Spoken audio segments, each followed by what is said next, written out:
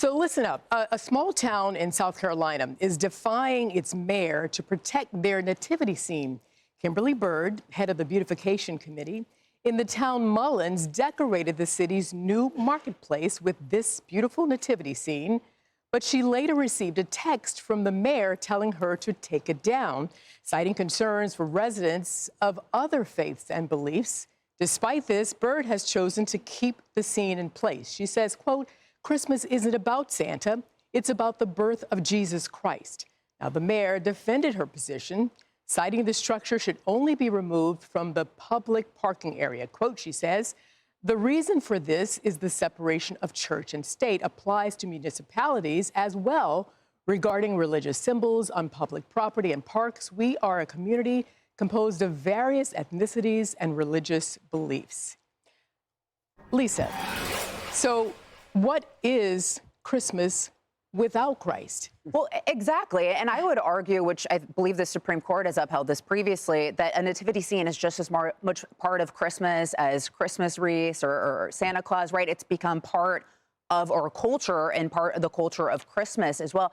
I think the mayor here, who is a Democrat, which makes a lot of sense because we have seen a lot of hostility towards Christianity from the left, is out of bounds here on this issue. My understanding is no one complained. It was just the mayor proactively. And there's also some nuance here as well, because you have the Mullins Beautification Committee. This has been privately funded, the display that they have there. It is on public grounds, but so there's some nuance there as well. But so I think this is an overreach by the mayor. And I'd be interested in hearing what you have to say about Lynch versus Donnelly as well. Well, hang on. Yeah. Hang on for a second, because this, Rosanna, I'm going to you next. This is not about who's a Democrat, who's a Republican. This is about the baby Jesus. This is about his birth. We're celebrating his birth. So, Rosanna, what's your take on this? I mean, is it just too much at this point? I think it's too much, but this is what I'm kind of looking at the general picture of it. Why do some expressions get exemptions and others do not? For example, social justice murals are allowed. Political protests are allowed. John, I know I'm going now on your legal ground, but I'm just throwing out things out there. You know, so the kids are allowed to sing Christmas songs in school. Well, that's all part of celebrating Christmas. Why are some things allowed, other things are not? I agree.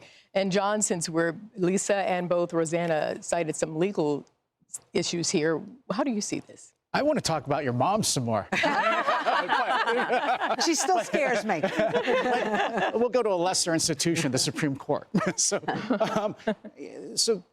this mayor, she is part of this older hostility to religion, which the Supreme Court has actually fought against these many years. This idea of the separation of church and state, that's not in the Constitution. This mayor ought to go back and read the Constitution. What it says is the government cannot establish a religion. It doesn't say the government must exclude all religions from the public square. And so the case that Lisa mentioned, or the examples you've mentioned, the answer that the Supreme Court has given is don't drive nativity scenes out, let everybody in. So you can have a Christmas display, you could have a Jewish Hanukkah display. Sure. That's the right answer, is to have a public forum where everyone is allowed to put up their religious celebratory symbols. And the government's not there to pick and choose which ones are acceptable or not. So the Christmas scene is constitutional, it's legal. Actually, the mayor coming in and saying, kick it out, and probably let in all the other ones that he or she favors, is going to violate the Constitution. And so I think actually now the Supreme Court has properly understood the First Amendment to be much more welcoming to religion, to stop the exclusion of the religious from the public square. But Caroline, it's a Christmas marketplace. Isn't this about community and getting together for the holidays and a warm feeling? It's not about any sort of constitution or any sort of state or federal laws. I mean, can we not just break it down to the basics again? Right. You could argue it's just an artistic display. And of course, there's much on the legal side to be discussed here. But we at National Review are all pretty American political theory nerds over there. We know a lot about the founding history, and a lot of our elected officials do not, including mainly the Democratic ones. This mayor invoked the separation of church and state. And it's always amazing to me how many use that phrase without knowing the basis of it. It doesn't appear in the Constitution. It was in a letter that Thomas Jefferson sent to a religious group of Baptists. And basically, to John's point, it's not about coercion.